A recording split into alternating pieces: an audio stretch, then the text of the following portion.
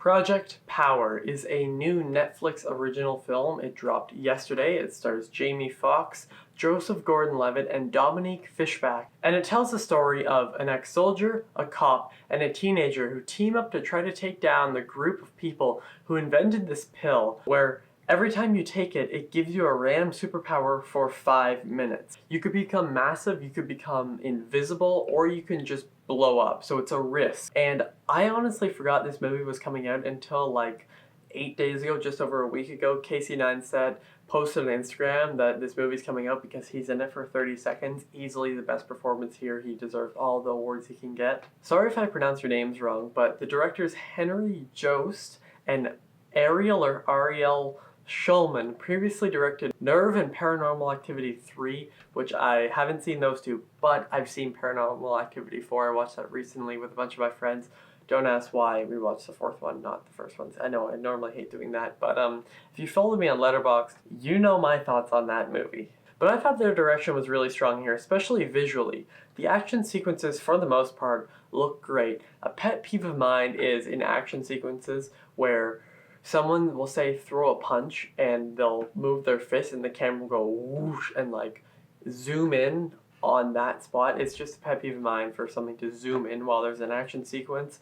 But that only happened a few times here, so that was fine. But everything looked amazing. Some of the lenses they used and some of the cinematography was a bit, I'll say, off-putting. I still think it was very strong through most of it, but they have the camera really close, like Les Mis style from 2012, where it's really close to their face.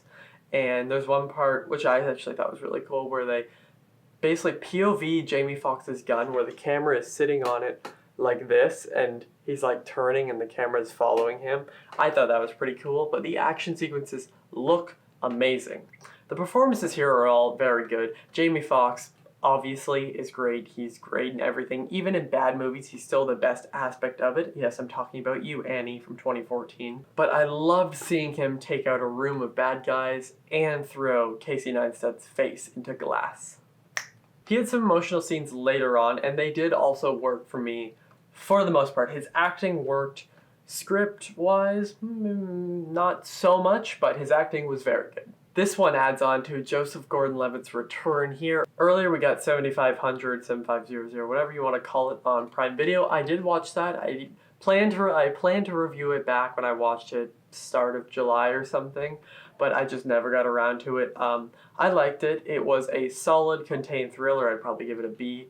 But yeah, I mean, I just love seeing Joseph Gordon-Levitt on screen. He just always brings a smile to my face. He's a cop and he has this amazing chase scene in the first act where he chases this invisible guy, and then it's in the trailer, this isn't a spoiler, but he takes like a gunshot straight to the head. It just goes in slow-mo, and I mean, it looks really cool. Dominique Fishback was also amazing here. I haven't seen anything else she's been in, but her chemistry with Jamie Foxx and Joseph Gordon-Levitt was amazing. She has these two hilarious rap scenes, one with a teacher and one with Jamie Foxx. So actually, I was like, damn, that's actually really good. But she was awesome here. I mean, I've never seen her in anything, but I really now want to see her in more things. I like this movie, except you feel almost nothing against the bad guys or the villains. They're just a ton of people that Jamie Foxx can take out in a room, and they have the plot line of these people took Jamie Foxx's daughter, the people who are inventing this pill, and he's an ex-soldier. So he has to go, kill them all, whatever.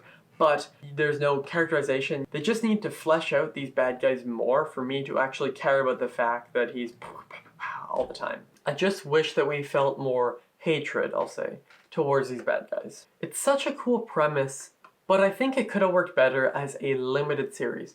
Make it like 10 episodes, throw it on Netflix, and even in the future if they do that, that's probably smart. Now don't get me wrong, I like this movie. I am giving this movie a positive review, but there are tons of things, when you have a premise like this and you don't explore as much as you could have, there's something wrong. Something wrong with the script there. As I said, the bad guys, they're not fleshed out. They're just guys for Jamie Foxx to kill. They take his daughter and then, that's not a spoiler, don't worry, and then he has to kill them. But he'll shoot someone in the head and you're like, oh well, they're gone. It's not like, oh, I'm so happy that you killed them. You don't really feel any real emotion when watching this movie. Project Power is a good enough crime thriller action movie with some solid performances from the leads. The action is shot very well and the movie never drags, but this awesome concept doesn't feel explored enough and the villains aren't fleshed out enough to make the final moments fully hit home. But if you have 2 hours to do nothing and you're a fan of the genre, why not put this one on? I'm gonna give Project Power a B. If you've seen Project Power, let me know what you think in the comments down below. I haven't seen, I'll say, like mixed reviews. There's just not been a ton of high reviews or worst of the year reviews. It's not known as one of the best. It's not known as one of the worst. It's kind of in that category of okay to good. Now I put it in the good. Like I enjoyed it. I didn't really enjoy it, but I enjoyed it and I recommend it if you are a fan of the genre. But tell me what you think of Project Power in the comments down below and I'll see you guys next time. Over and out.